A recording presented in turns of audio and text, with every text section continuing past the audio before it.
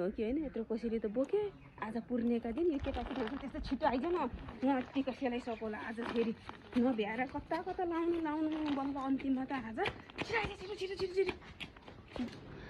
बल्ल आनन्द भयो टिका त सेलाए जहिले हुँदा आउँछन् हुँदा पनि बिर्से यसपालि जहिले पुरो दिन चाहिँ आइपुग्नु पनि भेट्छन् अहिले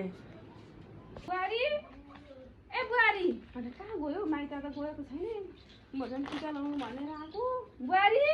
ए बुहारी छैन नि के हो माइत त आज कस्तो आउँदैन होला भनेको टिका सेलाएपछि टुप्लुक्क आइपुग्छ जहिले पनि त्यस्तै गर्छन्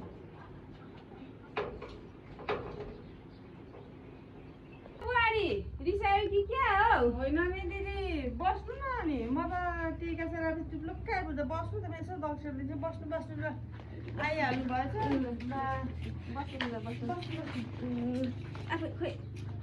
खै कोसेली चाहिँ यता हेरौँ न टिका लाएर मात्रै दिन्छु म त सर टिका लाउनु न छिटो अनि पो दिनु कोसेली त अहिले माइतीले एकछिनमा हेर्नुहुन्छ म आफै राखिदिन्छु हेर्दा हुन्थ्यो होला नि त अहिले हेर्नु नि सरप्राइज हो बुहारीलाई टिका लाउनु भएन अब यसो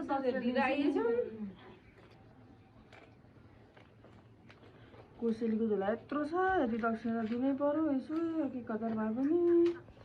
दिदी टिका ला भनेको यसो दक्षिणा हुन्छ सानी भान्जीलाई पनि ठुली बस्नु न होइन जाने अहिले फेरि अब बुहारी बस्नु न चिसो खाएर बस्नु यसो भान्जी दिन्छु बस्नु न बस्नु होइन पर्दैन अब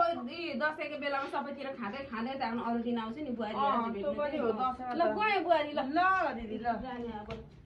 बाटो कटे कोसेलीको झोला त ठन्डै छ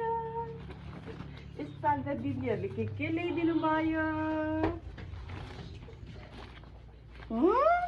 लुट्नु सामान लुटेन थाङ्ना मात्रै छ त कस्ता खालका रहेछन् त्यही भएर त मैले अघि कोसेली हेर्न खोज्छु जहिले यस्तै अनि पोहोर पनि यस्तै गरेका थिएँ हुँदा आएर